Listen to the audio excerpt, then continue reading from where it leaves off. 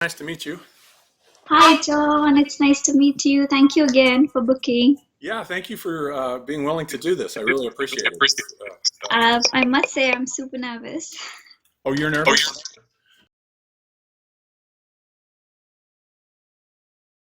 Either turn it down low or use headphones. Let me see if I can lower the volume just a little bit here. That feedback is unpredictable. All right, I'll try lowering the volume. Okay, Shruti. So we're going to interview Oswald Spengler. Mm-hmm. And okay, let's see. How's the sound for you now? Is that okay? Yeah, it is. It's good now. Perfect. Okay. Yes, I must say I am a little bit nervous because I have absolutely no idea about Oswald Spengler or anything to do with philosophy. Okay, that's all right. Far away from it. But I do trust that the information will come through. Yes, I'm sure it will. We'll work it out as we go along. Just figure it out. Get my picture adjusted here to where it looks okay. Mm-hmm. All right, let's see. Something about like that, I think. All right. So what do we do to begin? How do we start this? Eric wants to say hello to you. Oh, hi, Eric. I'm a big fan. Thanks for stopping by. I'm a huge fan. You really turned me on to this whole dimension of communicating with the dead. I've listened to a whole bunch of yours and your mother's videos. I especially liked the the interview with Howard Hughes. I happen to know a lot about Howard Hughes because I wrote a chapter about him in one of my books. So I was listening to Emma talk, and it was just every single detail was him. I was like, "That's Howard." That's it. So I'm a big fan, Eric. Thank you for. Emma is really good, he's saying. And yeah, he's saying right back at you. So he's saying he's a big fan of you as well. And Oh, really? He loved the way you think. And yeah, he's just very happy. Excellent. As well. Okay. That's good. One is excited, yeah. So I'm going to ask Eric to get Mr. Oswald. Okay. And there's an issue of how do we address Mr. Spengler? Do we call it, I guess he'll tell us. Is it Mr. Spengler or Herr Spengler? He was German after all. I'm not sure. I guess we'll find out. Might take a couple of seconds. Sure.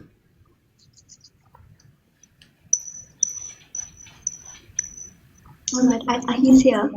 Oh, excellent. And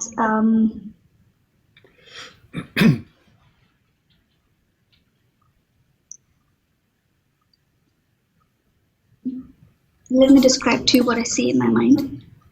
Absolutely.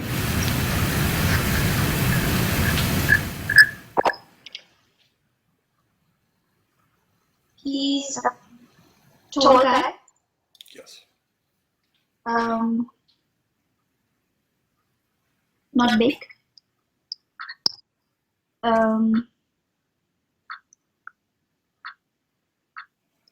He's wearing a sort of a suit, but it's not the suits we wear today.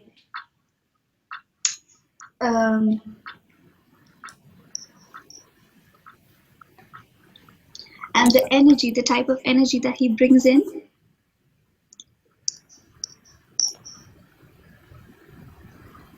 how do I describe? It's very professional. Okay. Yep. Very matter of fact, professional energy, very sure of himself energy.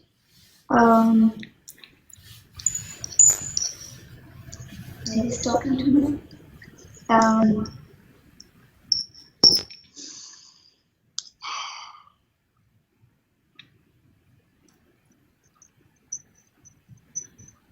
He gives me a sense of being very proud or very pleased with himself in the sense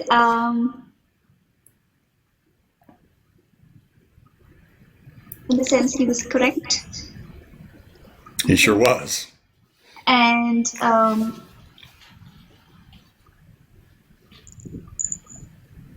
and that his,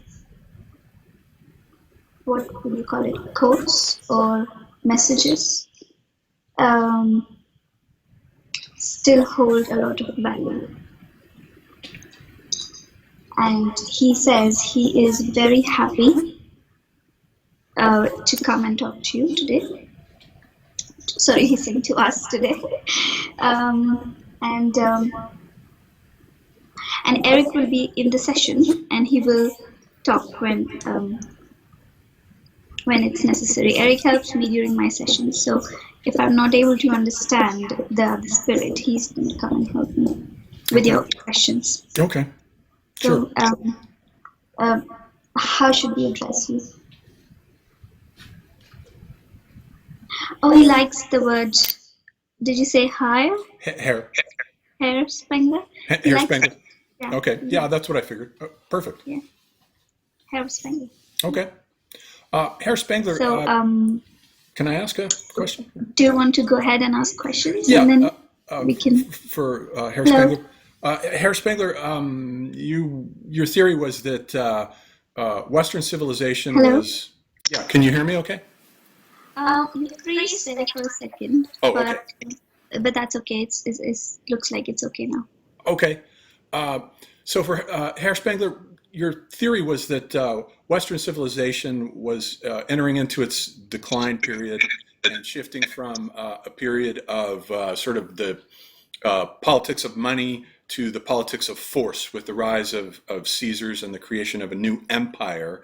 And you predicted that it would be right around the year 2000, this was back in 1918, that it would be right around the year 2000 that Western civilization would start forming its imperial phase, and Caesar-type figures would start filing onto the stage of world history. So is there anything about your theory that you would modify, or do you think that it was accurate, or would you make any changes to it at all? Feeling I get is I don't think he wants to make any changes to it. No changes?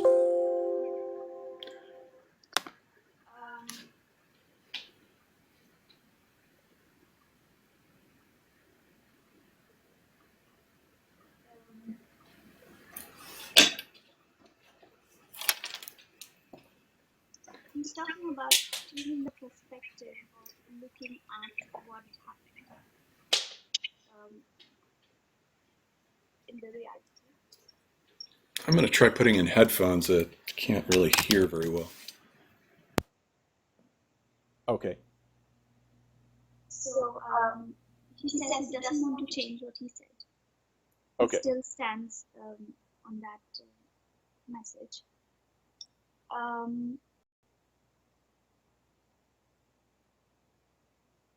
He's talking about the perspective of looking at what he said and the interpretation of it. Okay.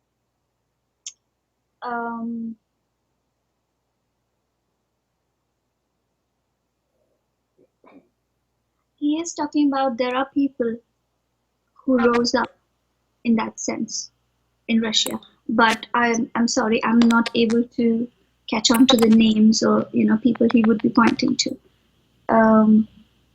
But he's saying that he does. He's saying look at it in a different perspective, and what he said did happen. He's saying. Okay. You wrote about Americans as dollar trappers with no past and no future. I'm wondering, given the situation that it seems as though the Americans are fulfilling the role of the Romans in the sense of, morphologically fulfilling his prophecy that Western civilization would give birth to a kind of new Roman Empire. And I'm wondering if he underestimated the Americans in that sense, or if he does indeed. I mean, does he see them as fulfilling the role of creating the new Caesarism with the rise of an empire? He's talking about how Americans are leading that role at the moment. Okay. He started talking about that being the most powerful civilization today. Okay. And he's also talking about why that is. He says it has to do with not having a very strong foundation, as you said, no history and no future, so no past and no future. So he's talking about that playing a role in this, and he's saying that creates a favorable situation for Americans to play the role that they're playing now, because it gives them the liberation of, or it gives them a very creative chaos, having no sort of very dogmatic views on stuff, and hope for future, or the wanting to have the power, the knowledge, all of that. So he's saying, without the dogmatic views of any strong foundation, and with the lust or hope of getting more knowledge, power, sort of in terms of technology, you can say, or in terms of money. So he's saying that helps for the Americans to be like Romans. That's Okay. his explanation. Okay. They have a lot of space. They have a lot of opportunity to play with things and to try different things, and it's as if there's nothing to lose. Okay. How does he see Donald Trump? I sort of compared him to a kind of equivalent to a figure like Crassus, He who has was a a big man. smile on his face. He has a big smile on. Okay. I compared him in one of my essays to Crassus, who was one of the men of the first triumvirate, who also made his fortunes through real estate and owning lots of property. Was that a correct comparison, do you think, or? So, can I ask you more about the person you're comparing Trump with? Because I have absolutely no idea. Crassus was one of the men of the first triumvirate in ancient Rome, who rose to power alongside of Pompey and Julius Caesar. And Crassus, whereas Caesar made his fortunes with selling slaves from Gaul, Crassus made his fortunes from real estate. And he set out on a plan to conquer the Middle East. He wanted to imitate Alexander the Great and go as far as India, but he went to war with the Parthians, and the Parthians chopped his head off and basically made a fool out of him, chopped off his son's head and his head. And but Crassus himself, that kind of individual, I just wondered if Trump might be someone comparable to that, or is he in fact a Caesar figure? Is he going to be the first American Caesar?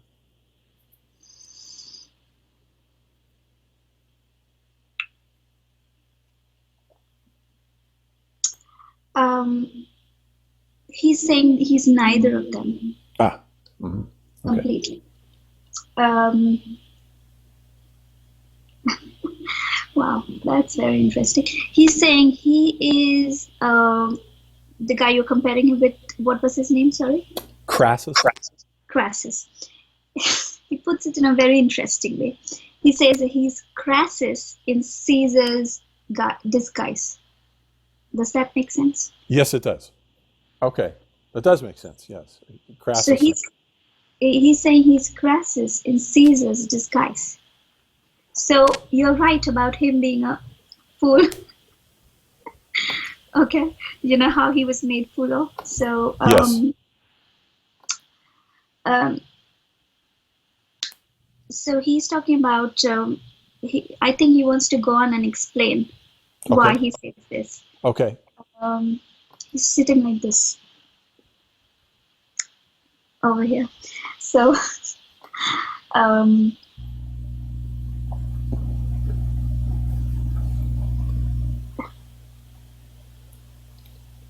because he looks very sort of what is the word? Invincible? Yes. That would be a quality of Julius Caesar, I think. I don't know. But he's saying because he looks as if he's invincible, as in because he's put himself out there. This is me, sort of, in a very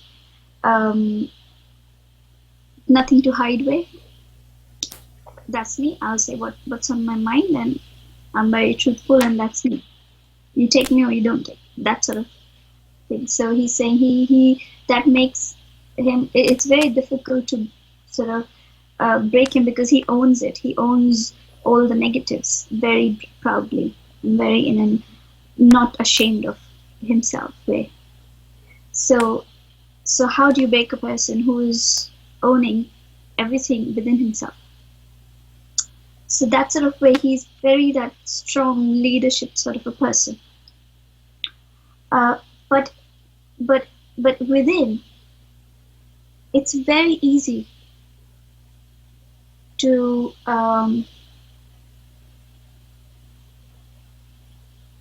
it's very easy for him to make mistakes and to take decisions that will lead to his doom. Yeah. It's very easy for him because he's saying there is very little gap or safety padding, as in what is the word for it? Buffer. Mm-hmm. He doesn't have a lot of buffer period or time to sort of sitting and thinking about things, and he's like person who just wants to push ahead, keep moving ahead. Whatever it takes, just move ahead. That's the person. That's why it should. So to clarify, then he does see Herr Spengler. You do see America performing the role of the Romans, the Caesars. They will fulfill your philosophy in that sense, building the new empire. Yes. Yes. Okay. So he does. Okay. Good. I'm wondering, though, since we're dealing with global warming and rising sea levels over the next few centuries, that if that empire is already sort of doomed to a short lifespan by the fact that sea levels are going to rise and sink all of our coastal cities, wouldn't such an American empire be short-lived, given that limitation? He is asking you a question. Okay. He's asking whether do you see the empire building up in future, or do you think it's already started or it has been there for some time? I see it. I see it building up already. That it's right on the threshold of shifting from Republican politics to Caesar politics. Right about where the date that Spengler gave was the year 2000 for this. That seems to be right on the mark with 9/11 happening in 2001. It seemed to be right on the mark. So yes. He would like to put it like this. Okay. He's saying that he believes that the empire has already spread quite a lot. All right. And he's saying it's the culture that is spread. Mm-hmm. A lot of it is being controlled because of the culture, American culture, being accepted in so many countries and being made their own. They look towards America to see what should be the next step in future. It's as if they are not very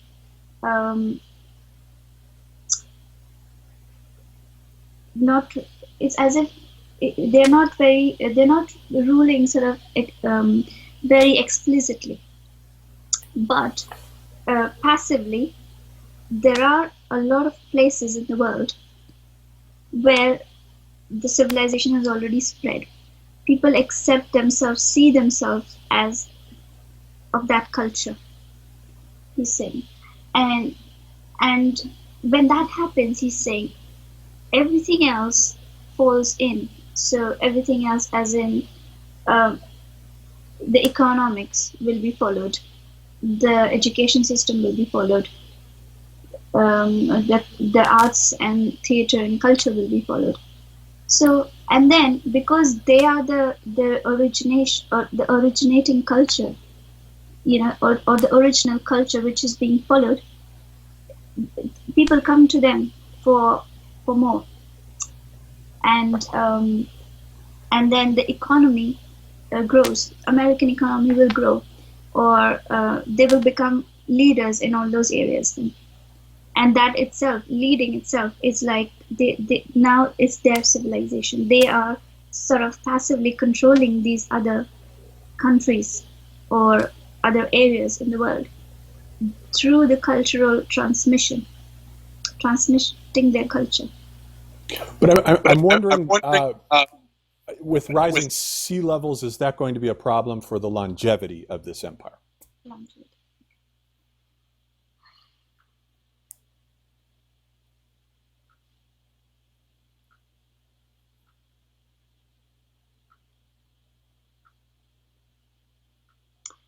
He's saying, he's showing concern. Hello? Yes. Mm-hmm. I'm here. Hello? Can you hear me, Shruti? Hello? Hello. Yes. Sorry, freeze there for a minute. So, he shows concern. Uh-huh.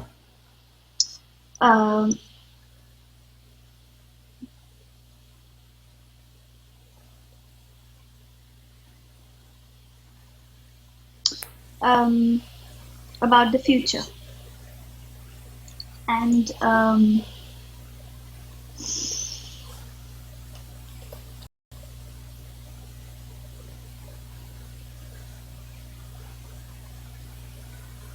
he's talking about the efforts to stop global warming, and he's talking about there are good efforts being in progress about it, but it is something that will affect on a larger level at some point. So, but he is talking about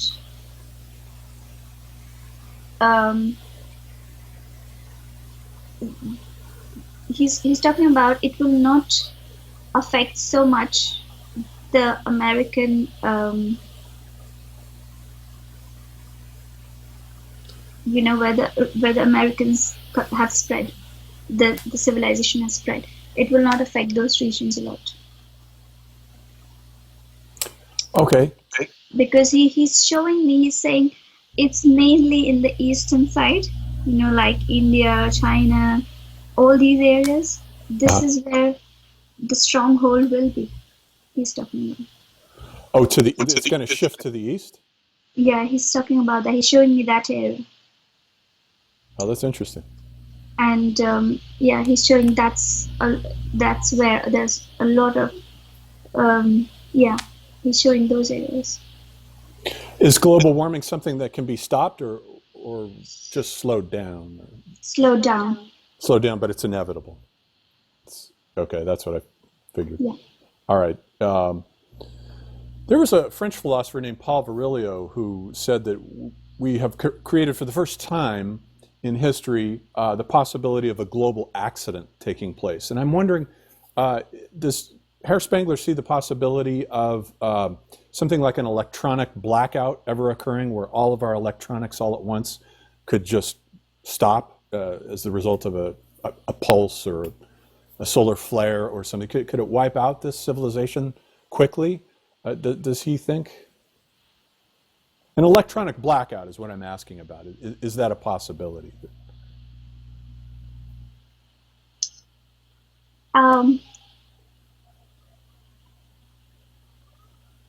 He is talking about how this world here is connected to the higher dimensions, where there are other beings, where he is, where he's talking about the global galactic association, or something there which works with us on Earth to prevent anything that would wipe out, I see.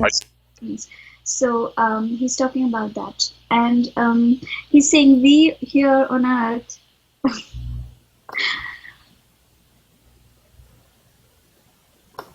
arrogant. He's saying we are arrogant. he's saying we here on Earth are very arrogant in believing that it's all about us. Wow.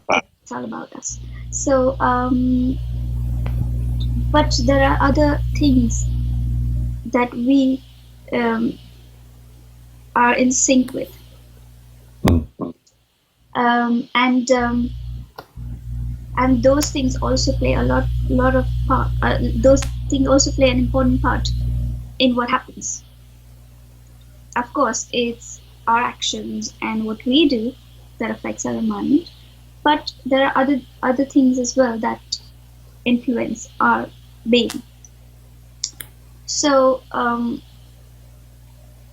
he's saying no about the possibility of a complete wipeout. Okay. Herr Spengler, you wrote about how during the Hellenistic period, a lot of cities were exported from the Greek ecumeny, the Greek world, and a lot of these cities were seeded across the Middle East, and they eventually, because they were so artificial, they eventually turned into these huge ghost towns. And I live out in the southwestern, in the desert world of the southwestern United States, in a city called Phoenix. I'm wondering if he sees places like Phoenix and Dallas and Albuquerque as kind of possibly having a similar fate to those Hellenistic cities, where they just might one day just turn into giant ghost cities and sort of dry up and desiccate because of the harsh conditions of the desert, the drying up of the Colorado River, for instance. Does he see that as a possible fate? Absolutely. He does. Okay. And he's showing me that in the future there will be no cities. He's saying, and people will be moving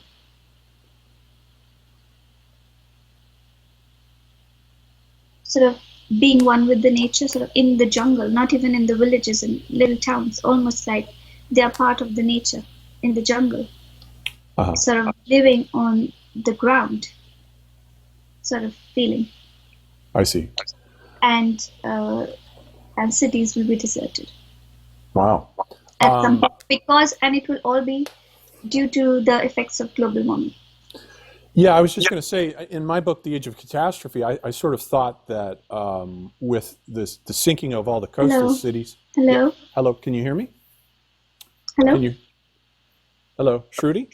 Yeah, sorry, I didn't hear you there because... Yeah.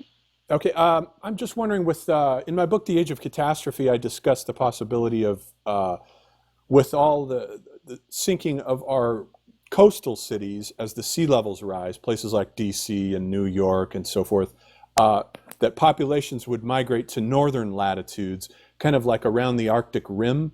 Is there a possibility, does he see any possibility of like an Arctic Rim civilization forming around the Arctic, around Siberia and Greenland and Canada? Is that a possibility?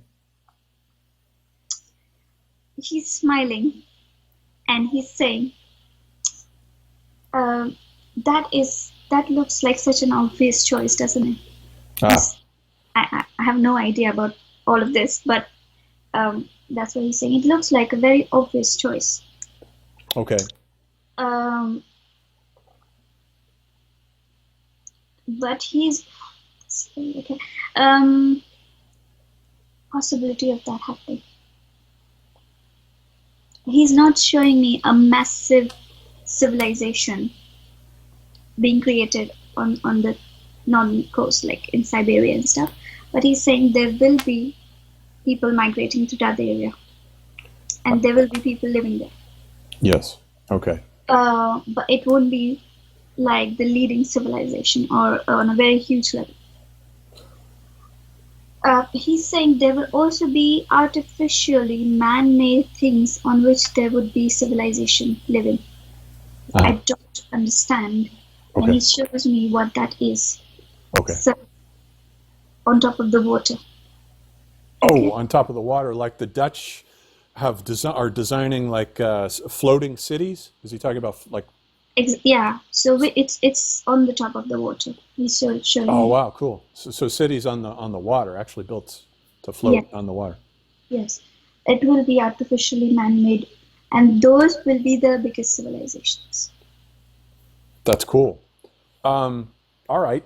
What about when the ice melts on Greenland in Antarctica, are there going to be some surprises there for us to find?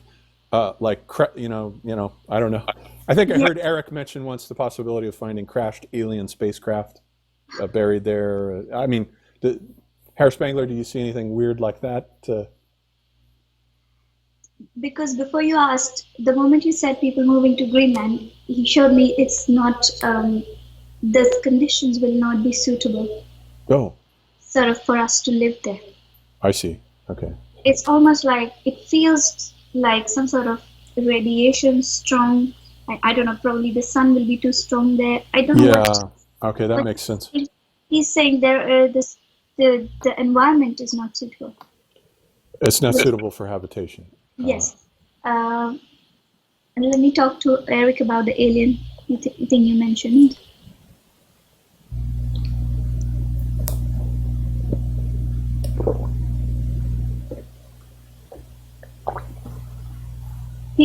Eric talks about, because it's not suitable for humans, it's a good place for aliens to be. Okay. But like any ruins there, like are we going to find anything archaeologically buried there that's going to be a surprise? Yes. Ah, okay. Yes. So that's something exciting to look forward to. That's Yes. He's talking. He's going way back in time. Uh-huh. If you talk about it in a linear way. He's saying. So it's even you go back to the era, the era that we haven't yet discovered about. He's going back to that era. Okay.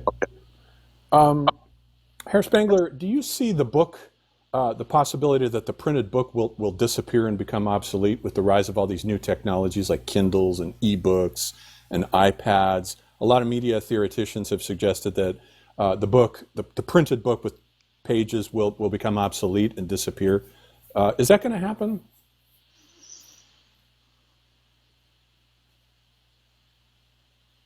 He's talking about it's very difficult for that to happen until we are in our physical bodies.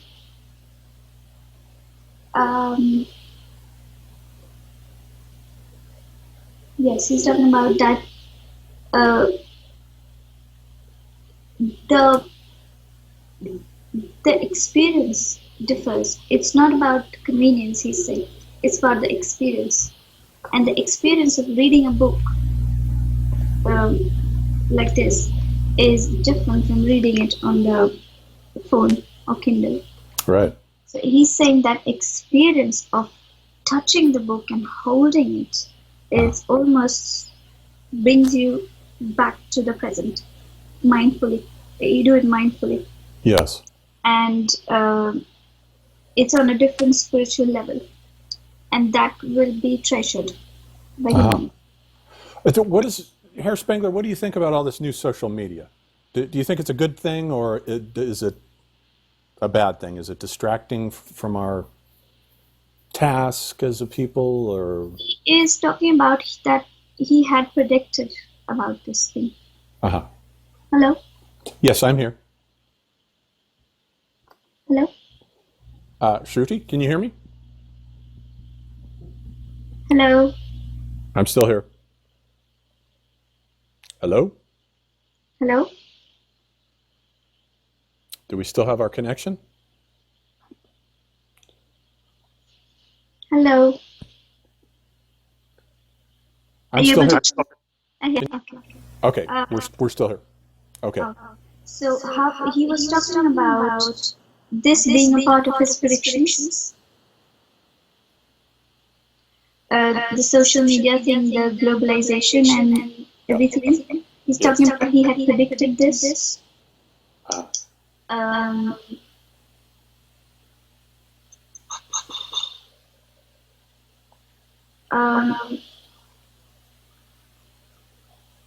he's talking about spreading of the American empire. this playing a big part in that.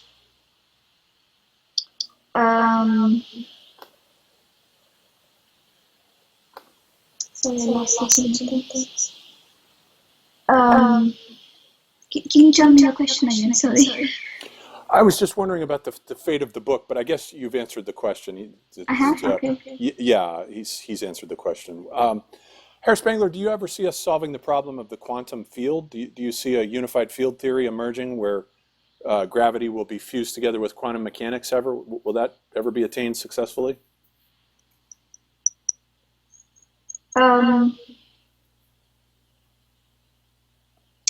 He is talking about a new field of study, which is different from these two. I see.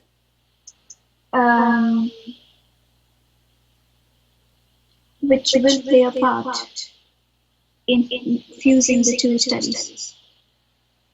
Okay. So sort of a new way of thinking, new platform to prove theories. Does that make sense? Yes. That's what he's talking about. And the question, I think that answers the question as well. Yes, it will be. But it will be a stream linked to spirituality. Sort of understanding the energy body, energy in that way. Will we be able to tap into 0-point energy? Is that something that we're going to figure out? He's talking about it's already been done. Oh, okay. Yeah. Yeah. That's what he's talking about. Okay. Herr Spengler, when the Nazis came to power, you were tentatively, you supported them at first, and then it seems like you turned against them when you realized how racist they were. Then you became disillusioned with them. But you were granted an interview with Hitler, even though you had already stated in print that you thought the Nazis were a bunch of racist idiots. I was wondering what you and Hitler talked about during your interview. When you were talking, he was talking as well. Oh, I see. He said he spoke about how that experience with Hitler was very intriguing and not what he had expected. It was almost surreal, he's saying, because a lot of it he couldn't understand him. And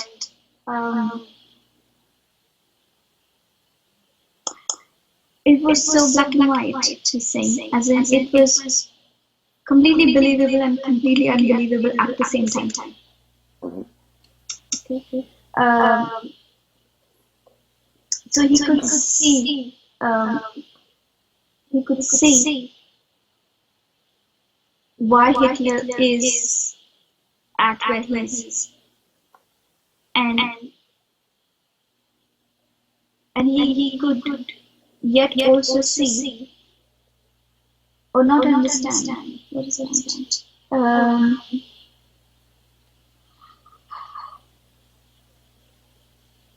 It was like he couldn't understand at first how this could happen. A lot of questions in his mind when talking to Hitler, how this could happen when it's something is so obvious and something is. He's talking about. It's almost like there were two people inside him. That's how he wants to describe it. And it's very unpredictable who would come out at what moment. So it's almost like you want to trust him, and there's also an inherent sort of something stopping you from doing it. So they spoke about the different ideas on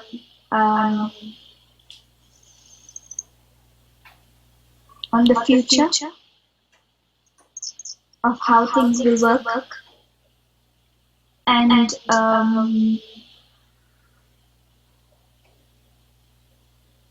there was no negativity in him about the past, about his past experiences. There was only hope, but it was scary. He's saying.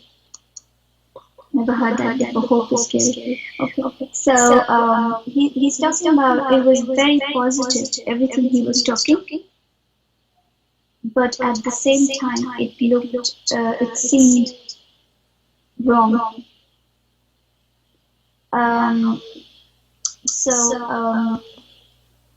They spoke about future and stuff and how things will look or should look and what needs to be done, and they also shared jokes. He's talking about. They also shared a few jokes, and he sort of liked Hitler. Oh, really? Yeah, he liked this guy. But there was something off about him. Yeah. Has he, Herr Spengler, have you had any contact with Hitler on the other side?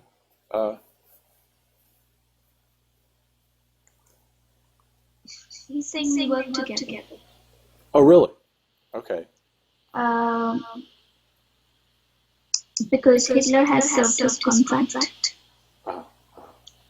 And in this dimension, we have a different understanding of the life force, the creation and consciousness. We have a much broader view, and we have a much deeper understanding of the contracts and how the energy flows and the reason behind the creation and the cause and effect phenomena. Herr Spengler, how do you feel about the outcome of World War II? Is it something that was a disappointment to you the way it went, or did it work out the way that it probably should have?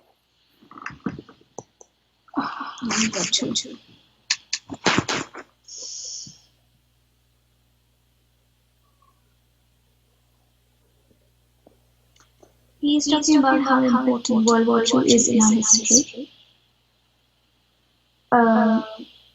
What he's showing me is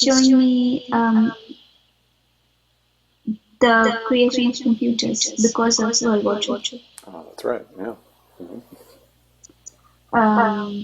I only know that because I saw the movie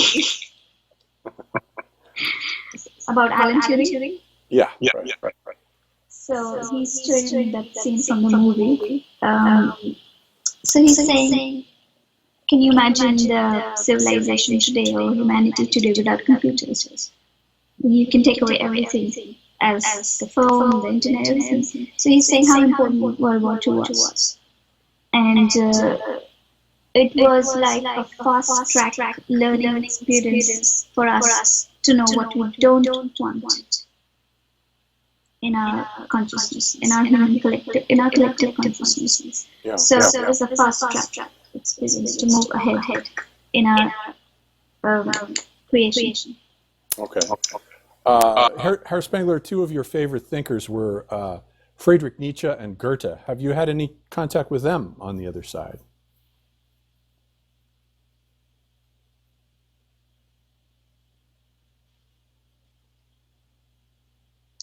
He's talking about them being good friends, sharing ideas, and it's all been very exciting for him to able to interact with them and share space and share creation with them or creativity. So he's saying it's been a wonderful experience. What about the historian Arnold Toynbee? Herr Spengler, you probably weren't aware of him when you were alive, but he is the sort of British response to your German theory about history. What do you think about Arnold Toynbee's work? Is it something that how do you feel about it? I guess It's very interesting.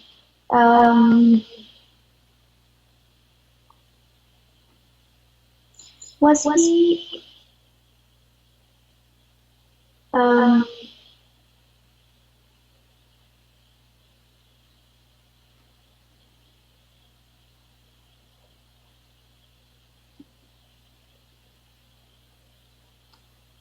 he is talking about him working with this guy in spirit, Arnold.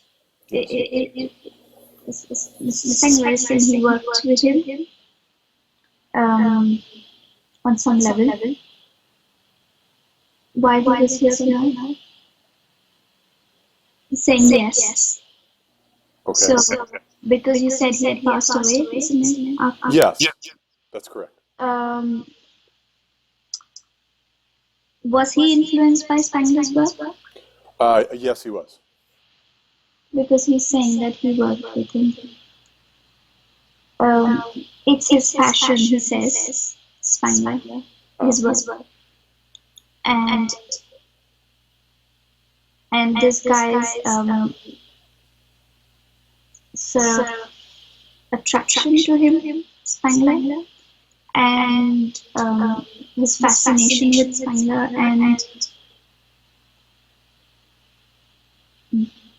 and agreeing with him, sort of invited Spengler in, and he sort of had an opportunity to work with him.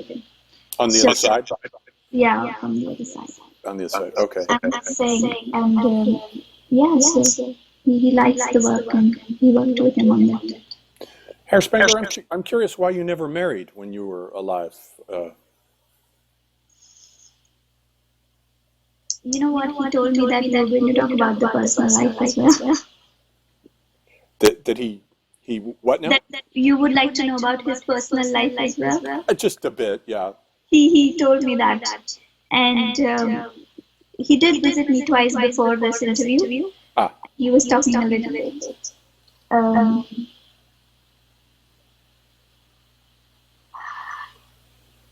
Because what I thought was you were just going to ask him about the book he wrote, which you mentioned in there. But then he said, no, he wants to know about my personal life, my childhood. And I want to try to get as full a picture as I can, you know. People want to know these things. So,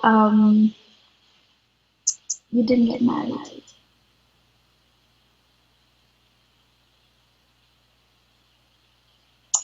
He's almost showing a feeling of disgust. Okay. Does that I guess that sums it up. That answers the question. Okay. So it's not as if he didn't want to get married to a woman, or he was. Hello? Yes. I'm still here. Hello? I'm still here. Sorry, the thing freezes in between. So, yeah, so he's saying it's unnecessary. Well, did it seem like, I mean, Herr Spengler, you lived with your sister, right, who had divorced, and she moved in with you. Was she a kind of a surrogate wife to you in that sense?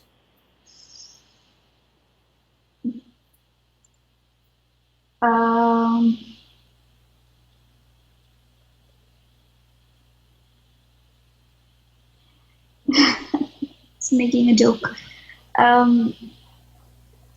He's saying, if you mean wife in the sense of annoying, yes. Okay. All right. I'm curious about your last book, Herr Spengler, that you left unfinished, The Dawn of World History. Why did you not finish that book?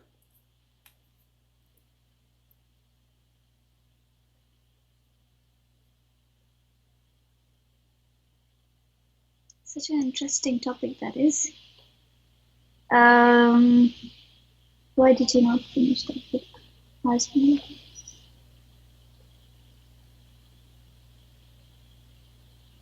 But were there any health problems he was going through? He had health problems? Yeah, no, I don't know. I'm not sure. I know he had migraine headaches. So he's talking about some health issues. Yeah, he had migraine headaches, I think. Okay. That's what, so the health problems got in the way. Yes. I see. Maybe his interest. Herr Spengler, okay. I'm sorry. Herr Spengler, your work was introduced to me as a college student by the work of the American mythologist Joseph Campbell, who was also one of your biggest fans. I was wondering if you were you aware of how he applied your ideas, or have you had any contact with him on the other side?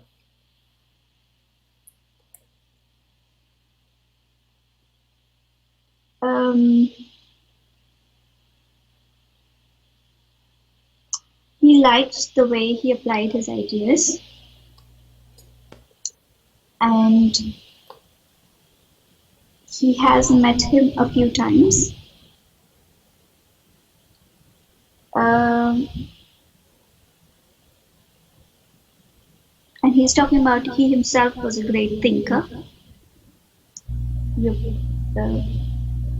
faculty. And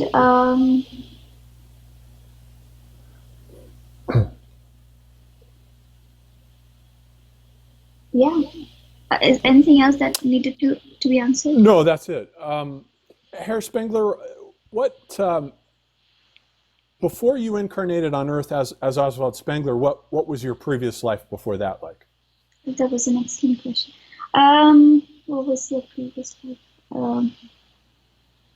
Do you want to know about the most significant life? Yeah, or the most significant one. Yeah, that's fine.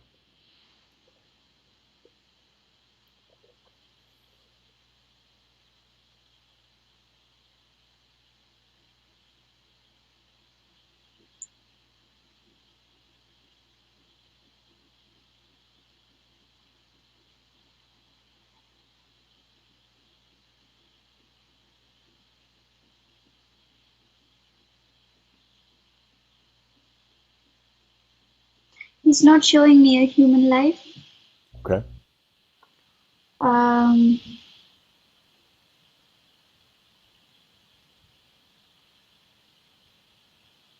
Is that in physical or in spirit?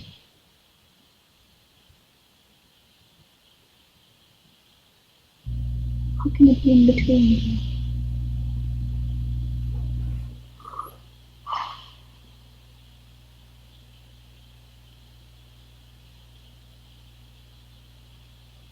It's almost like a tree that I see in my mind.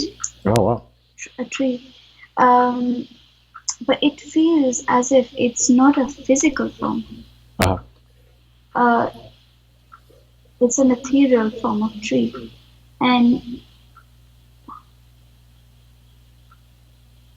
is it like an alien energy? Alien. Not on. So something that would be floating above Earth, which is not on Earth. So you can say an alien energy, an alien being floating on Earth, sort of observing Earth. Mm-hmm. And there were many things that he couldn't understand what's happening. Do you know how aliens come and just watch us? Yes. Right. So he's talking about that sort of being. Someone who would just come and silently watch us. So he was an alien being. Yeah, of some sort. but it's not. It's not. The life form is like a tree, though. Like a I don't tree. see like a human figure shape. Uh-huh. So he's saying he was that observer of humanity, and there were many things that intrigued him, and he couldn't understand them, and he wanted to come on Earth and try to figure them out. So that is the life he would like to share with you. Herr Spengler, do you have any plans to incarnate again soon on the Earth?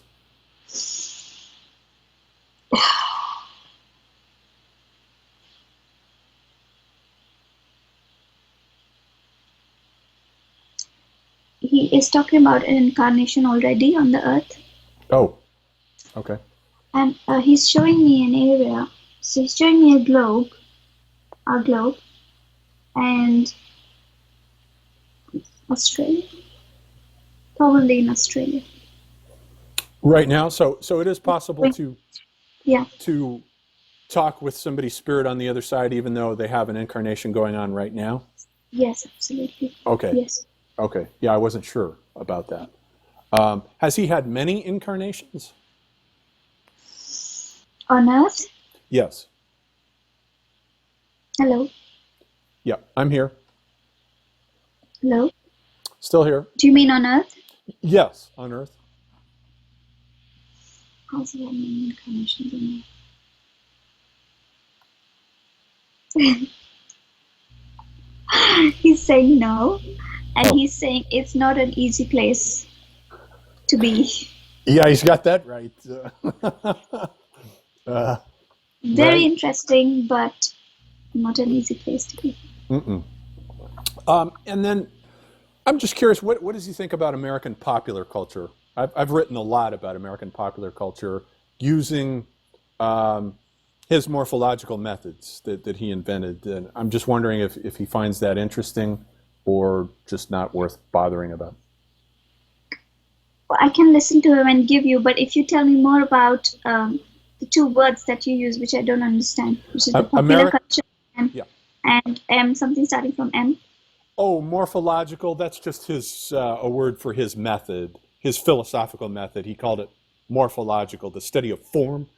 The Greek word morph means form. So Okay. he applied the study of, he brought to history an analysis of history in terms of living forms, like civilizations are organisms, superorganisms. So I sort of applied his, in my work on American popular culture, I applied his morphological methods to my work on, like, for example, analyzing the life cycle of film, which I see now in its decadent period. Does he agree with that? Does he see film as past its prime, as in a post-classic mode, declining? He places a lot of importance on films. Declining, did you say declining? Yeah. Mm-hmm. So films, the culture that declining of that culture, you're saying? The medium of cinema itself, I see as past its prime. It's getting old, and yeah. Does he agree with that analysis? Mm,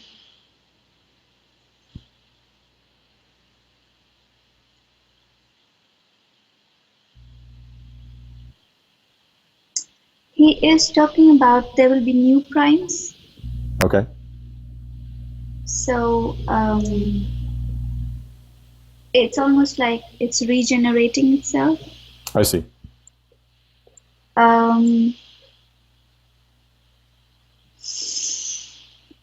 But he's saying, I agree with you on one of the peaks have passed, but Okay. there are many more peaks on the way.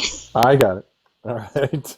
How about does he see the possibility of any major large terrorist attacks in the future headed our way? The big ones? Should we be? On America? Yeah. I should say specify. Wow, okay.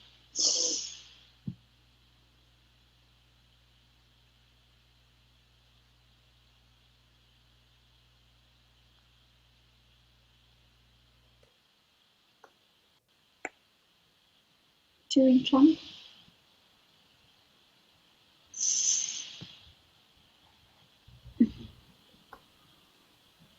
He's talking about the no sort of big things happening during the Trump's era.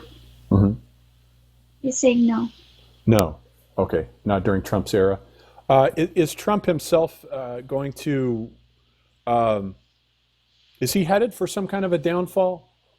I think Spengler mentioned earlier that he saw some sort of doom. Oh, he is? He is. Okay. So we're in for a great tragedy there. That's a Greek tragedy, maybe.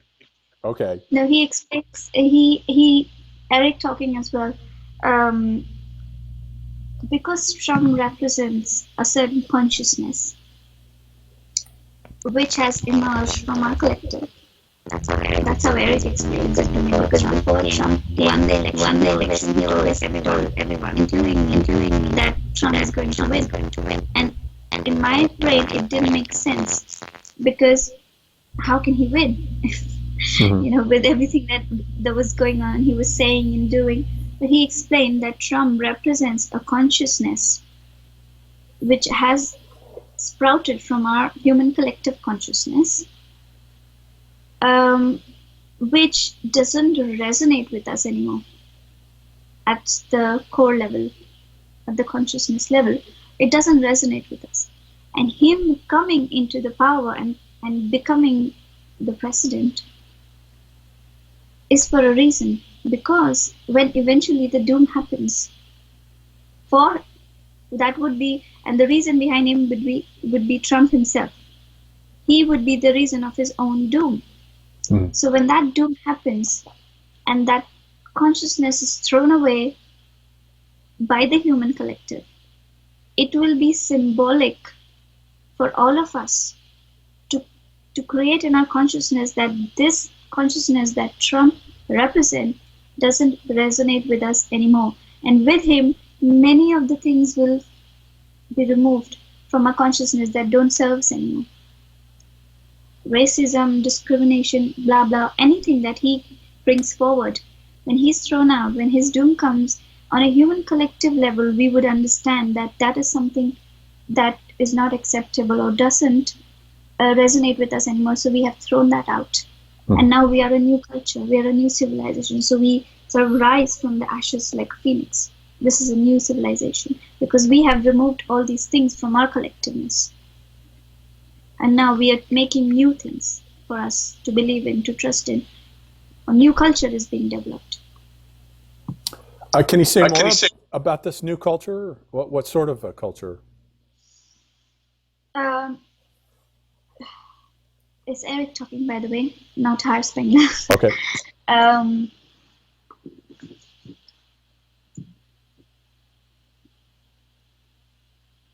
Eric is saying that he has mentioned that on the blog, which I'm not aware of. But he is talking about this culture being less discriminatory. So there is less, what is the right word? Do you know how we classify each other's differently? You know, black, white, Asian, brown, yes, things right, like that, and African American, Indian, Chinese. He's saying the borders are mixing up. You know, so few countries. It's more like Earth is like one big country. So there are no borders he's talking about. And we are sort of living more collaboratively. And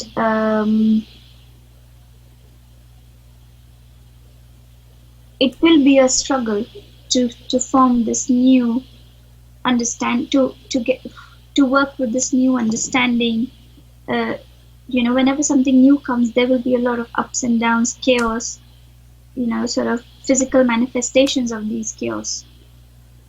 You know, but it will all be a part of readjusting of the culture and bringing forth this new culture. And yeah, so it will be more oneness. Okay. Working together, more working on a human level, Earth level, less countries, less borders. Herr Spengler, do you see the possibility of a new religion coming into being? Is one perhaps coming into being as we speak? Or new religion? Wow, that's very interesting.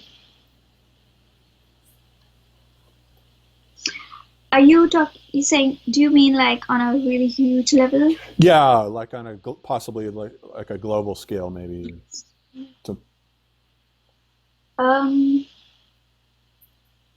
That's very interesting. He's showing me alien contact. Oh, wow. Okay. So he's talking about when that happens on an open level. So when the physical contact happens on an open level, their influence will help into creating this new. Will it be a religion?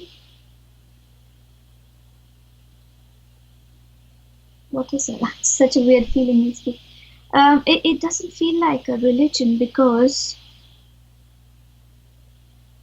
wow, that's so interesting. Because these aliens who are knowledgeable, who know more than us, who are wiser, let's put it that way, who are wiser than us, will then become our gods.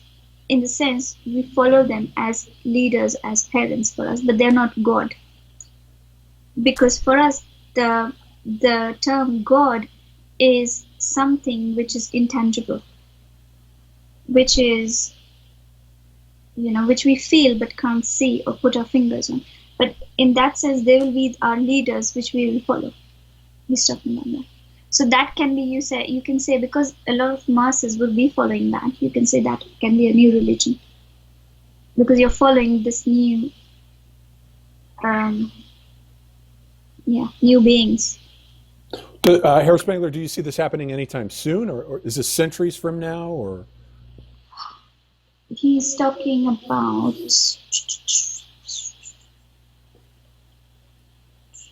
2070, about that time. What is it? 2070. 2070? Okay. About that time. All right. Herr Spengler, do you have any, I'm just curious, do you have any regrets about your incarnation on this planet? Did you live the life that you wanted to live, pretty much?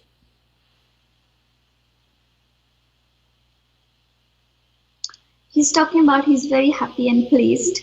He has achieved he has regret, by the way, but he's saying he's pleased that he has achieved almost everything that he wanted to, in his lifetime, in his purpose. So he's happy that he didn't get tangled with the marriage and children and all of these things. So he's saying that kept him away and kept him focused on what he wanted to do. Okay. But he's saying the human experience, all of it, looks like something so interesting and invaluable that he would like to experience that part of being human as well. I see. Okay. Does Herr Spengler, do you have any final thoughts that you would like to share with us? Anything that you would like to leave us with?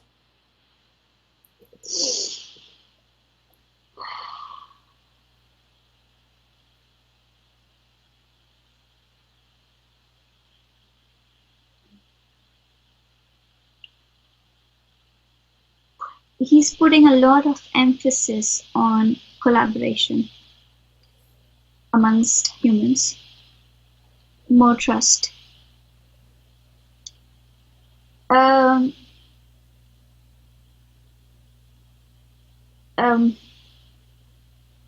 He's saying the collaboration that we have amongst each other, the more we work well with each other,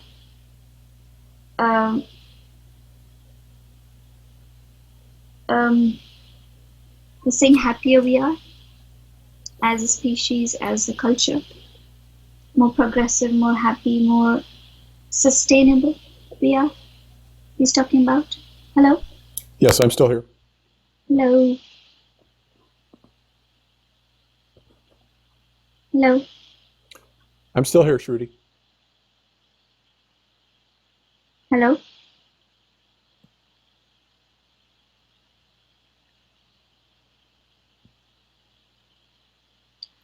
Sorry, were you able to hear me when I was talking? Yes. Yeah.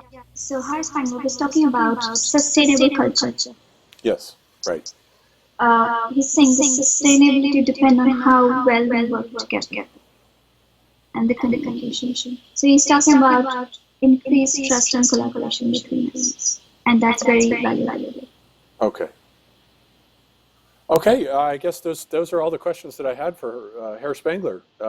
Thank you, Herr Spengler, for answering my questions and being so gracious as to come and chat with us for a bit. He's saying it was my pleasure, and I'm very happy. He's saying to have this talk with you, and Eric is making funny faces. Well, naturally. And he's saying I'm going to spend some more time with this guy. He's very cool. Yeah, you'll like him, Eric. Definitely. He's awesome. He knows some stuff. So are you. Thank you. All right. Hope Okay, I was Shruti. able to answer some of your questions. I was Yes. very nervous, Yeah, but I no, don't it know was how it great. was for you. Thank you very much for that. That was Thank you very much for excellent. talking. Thank you.